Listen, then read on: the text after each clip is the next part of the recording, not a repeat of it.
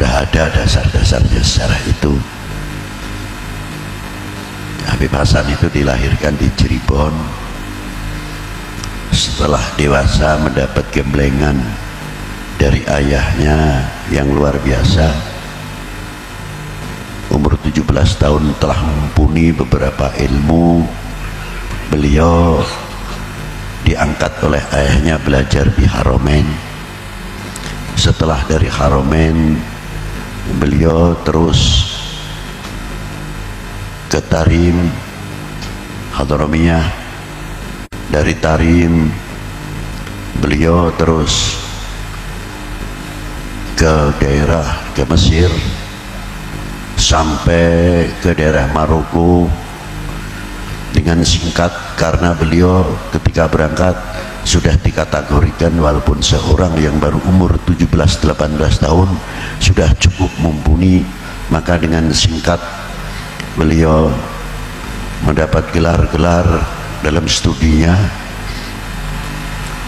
Dan selanjutnya beliau ke India.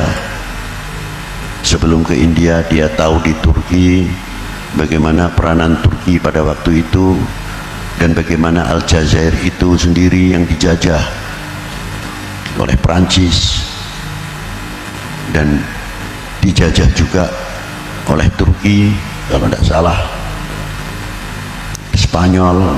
Begitu pula di India dijajah oleh Inggris sebelumnya, akhirnya dipatahkan oleh Spanyol hingga penguasa di India pada waktu itu dipimpin oleh Spanyol. Pengalaman-pengalaman yang didapati oleh beliau sangat mendukung dalam perjuangan-perjuangan, sebab itu juga terjadi apa yang terjadi di negerinya. Maka setelah beberapa waktu di India, beliau meneruskan napak tilas di Malaysia, Penang. Yang bergelar Sayyid Thohir itu bukan Habib Hasannya, tapi yang bergelar Sayyid Thohir adalah abahnya.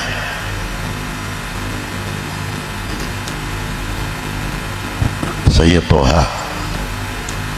Nah, ketika beliau membebaskan Kanjeng Sultan Hamengkubuwono ke-1, maka diminta oleh Kanjeng Sultan Habib Toha Sudikiranya untuk mengawal beliau di Ngayogyakarta.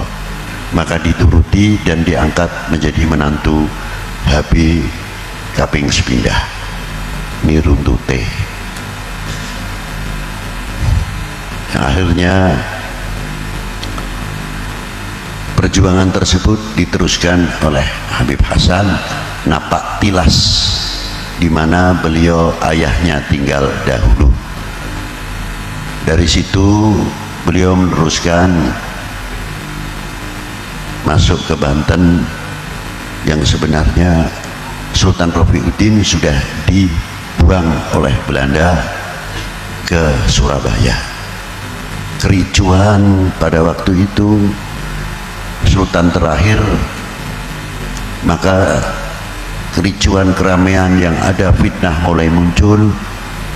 Beliau Al-Habib Hasan terpanggil untuk menyelesaikan supaya pihak penjajah, dengan kata lain, tidak semena-mena. Maka digabungkanlah pasukan yang sudah ada, hampir pecah pada waktu itu, bergabung dengan laskar-laskar Cirebon. Selesai dengan secara singkat, muncul kedamaian.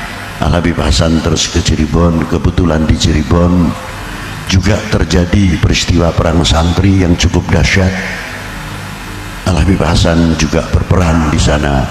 Bahkan pihak pemerintah penjajah pada waktu itu, dana yang harus dikirimkan ke Aceh untuk membantu di Aceh ditarik kembali oleh Gubernur Jenderal demi membiayai pertahanan di Cirebon, namun tetap gagal.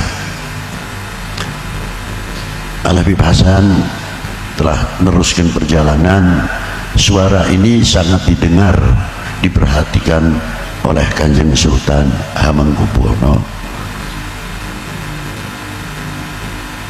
Habib Hasan bukan orang asing, karena masih pernah keponakan oleh Kanjeng Sultan Hamengkubuwono. Dengan bakat yang luar biasa, pemberani tapi bijaksana, maka ditarik kan Syed Hasan tersebut menjadi Patwedono Lebet yang mengungsi, kalau sekarang mungkin pas pampres, yang akhirnya beliau diangkat menjadi Patih Lebet yang membawai pasukan Sandi, dan akhirnya diangkat menjadi Panglima Besar. Wakil beliau Raden Ronggo yang telah gugur menjadi syuhada di Madiun.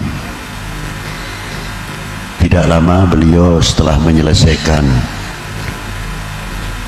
untuk membangun kembali Ngayogyakarta bersama Kanjeng Sultan Hamengkubuwono, timbul terjadi suatu kekacauan di Semarang. Maka diperintahkan Habib Hasan untuk mengatasi tersebut di Semarang. Lain daripada itu, membangun satu benteng yang kuat di daerah Jomblang untuk pertahanan daripada serangan atau rencana Danles pada waktu itu, sehingga beliau mendapat kekuasaan penuh dalam memimpin oleh Kanjeng Sultan Hamengkubuwono, dan beliau yang terakhir menetap di Semarang.